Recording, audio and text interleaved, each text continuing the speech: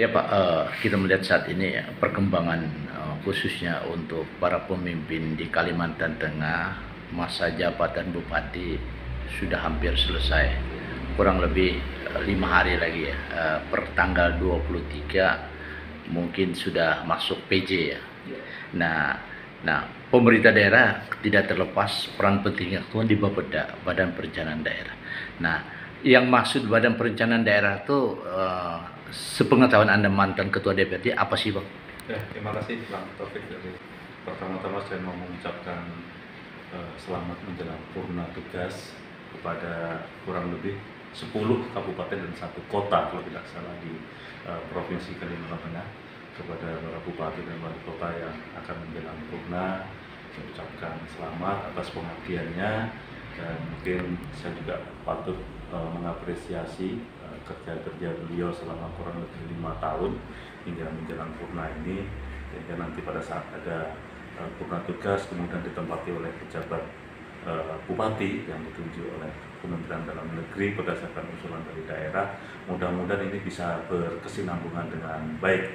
Ya, seperti yang Bang Taufik saat disampaikan, bahwa Bapeda ini menjadi ujung tombak dan lokomotif keterusan atau keberlanjutan pembangunan daerah.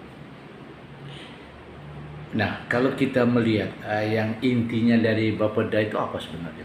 Ya, Bapeda ini kan dari namanya sudah Badan Perencanaan Daerah, tentunya tidak jauh-jauh daripada rencana pembangunan daerah. Atau rencana pembangunan daerah ini bisa diartikan sebagai lokomotif tentang perencanaan pembangunan, baik itu fisik, baik itu sasaran SDM, dan pembangunan dalam sektor-sektor pendapatan dan lain-lain. Nah, di sini sebenarnya menjadi sebuah tolak ukur daerah itu akan cepat maju atau tidak, bagaimana konsistensi dari pejabat daerah, terutama kepala daerah, dalam menjalankan perencanaan-perencanaan yang tertuang dalam RPJMD, baik itu jangka panjang, RPJMD jangka menengah, RPJMD jangka pendek, yang harus dilakukan secara berkesinambungan oleh pejabat kepala daerah di daerah.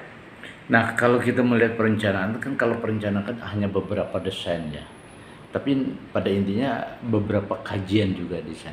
Nah, kajian ini kan merupakan salah satu tolak ukur yang akan ditenderkan kepada pihak ketiga lah, yang mana desain-desain perencanaan daerah. Nah, kalau itu tuh ada standar nggak Bang kalau untuk tender-tender itu? Yang pasti ada ya, pemerintah daerah itu kan instrumen yang paling lengkap, karena pemerintah itu dipenuhi dengan SDM yang handal, seperti yang Pak Taufik katakan tadi, standarisasi harga. Pemerintah setiap tahun mengeluarkan namanya basic price. Basic price itu mengakomodir seluruh harga-harga satuan yang terkait, baik itu dengan kebutuhan langsung, kebutuhan yang tidak langsung, maupun yang berkaitan dengan pengadaan barang dan jasa yang selama ini dilakukan oleh pemerintah. Terkait kita bicara dengan kajian ya, kajian salah satu jasa konsultasi kajian, misalkan dalam kepengawasan. Nah, inti dalam kepengawasan kajian itu apa sebenarnya? Ya, semua itu kan kalau pengawasan semua ada di dalam kontrak. Apa saja yang menjadi objek pekerjaan pengawasan. Nah, ini tentunya pemerintah sebelum menenderkan kegiatan pengadaan barang dan jasa, dia sudah punya item-item pekerjaan, item-item spek yang itu harus dijalankan oleh pengawasan yang dilakukan oleh para konsultan. Nah, kalau kita bicara dengan jasa konsultasi kajian pengembangan kawasan itu, apakah juga berkaitan dengan yang apa yang kita sampaikan tadi? Ya, perencanaan itu kan bukan hanya perencanaan bersifat yang sifatnya fisik ya, misalkan contohnya berkaitan dengan perencanaan pembangunan sifatnya gedung atau pembangunan jalan atau pembangunan jembatan, tapi perencanaan itu bisa berupa kajian akademis. Nah, kajian akademis itu kan bersifat berdekatan kepada akademis, yaitu pendapat-pendapat ahli, kemudian surveyor, dan kegiatan-kegiatan lapangan yang membutuhkan tenaga-tenaga yang bersertifikat khusus, yang punya keahlian tentang itu. Nah, kalau kita bicara Bang, di sini kan apakah ada standar harga yang memang dinominalkan? Karena itu kan sifatnya kan perencanaan nih. Perencanaan daerah kan hanya mengeluarkan desain draft, bukan untuk bekerja secara teknis fisik. Nah, itu kira-kira ada standar harga nggak? Sepengetahuan saya dan beberapa literatur yang saya baca, standarisasi pemerintah ataupun standar harga itu pemerintah paling punya yang paling lengkap. berkaitan dengan standarisasi honorarium, semua lengkap dan itu semua ada di pemerintah. Berarti tidak bedanya dengan fisik. Sama, ya tidak beda dengan fisik, mungkin hanya itemnya berbeda-beda. Kalau fisik ini kan berkaitan dengan harga bahan, harga pekerjaannya, harga jasa angkutannya. Nah, kalau yang sifatnya dengan kajian akademis sebenarnya kurang lebih sama. Misalkan kajian akademis terkait membutuhkan keterangan ahli atau analisa ahli dari profesor mana, doktor mana, tenaga-tenaga ahli yang mana yang keahliannya sudah bersertifikasi dan diakui, dan mereka punya standarisasi terkait dengan itu.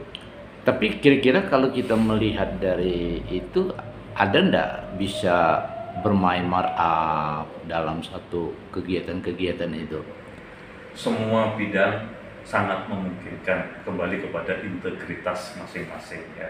Semua bidang itu punya potensi, kembali kepada integritas kita masing-masing, integritas pemerintah daerah dalam transparansi, integritas pelaksana daripada pihak ketiga atas pengadaan barang dan jasa itu, integritasnya seperti apa. Semua sangat mungkin, tapi kembali lagi yang dibutuhkan dalam hari ini adalah pertanggungjawaban yang sifatnya akurat, yang nanti akan diaudit oleh badan pemerintah juga yang menghasilkan rekomendasi bahkan temuan-temuan. Saya pikir tidak boleh bermain-main dalam hal ini. Oh, jadi intinya tidak terlepas juga ada dugaan markup juga ke sana gitu ya, Bang? Ya, semua sangat mungkin ya, dugaan-dugaan itu sangat mungkin. Tapi kan kembali lagi, ini adalah sebuah pertanggungjawaban yang harus dipertanggungjawabkan oleh orang-orang tertentu yang punya kapasitas dan kapabilitas. Saya berharap ini jangan bermain-main, eranya sudah era transparansi seperti ini. Nah, kita melihat, Bang, dari 11 kabupaten ini kan sudah masa berakhir nih. Kan tidak terlepas pembangunan itu ada di rencana strategi dari Bapeda itu. Artinya semua kegiatan di masing-masing SPBD terakomodirnya di sana gitu. Nah, kalau menurut sudut pandang Anda, ke depannya bagaimana? Ya tadi saya ucapkan di depan tadi bahwa sebentar lagi para kepala daerah akan mengakhiri masa jabatannya, mungkin kurang lebih 1 minggu, dan ini akan disambung oleh pejabat bupati. Ya, kami sebagai warga masyarakat berharap ada kesinambungan pembangunan yang dijalankan oleh para pejabat yang ditunjuk oleh pemerintah ini, sehingga tujuan daripada apa yang sudah direncanakan oleh daerah di dalam visi misi kepala daerah yang kemudian menjadi visi misi pemerintah yang tertuang dalam RPJMD, RPJMM, dan RPJMP. Nah, ini bisa terlaksana dengan baik, sinergitas antara rencana kerja pembangunan daerah kabupaten, rencana kerja pembangunan daerah provinsi, dan sinergitas dengan rencana kerja pembangunan nasional dan sektor-sektor prioritas yang sudah ditetapkan oleh pemerintah pusat, pemerintah provinsi maupun pemerintah daerah. Saya berharap ini bisa berkelanjutan dengan baik estafet ini, sehingga tidak merugikan masyarakat secara luas. Oke, terima kasih. Demikian wawancara kami kepada mantan Ketua DPRD Kabupaten Kota Waringin Bapak.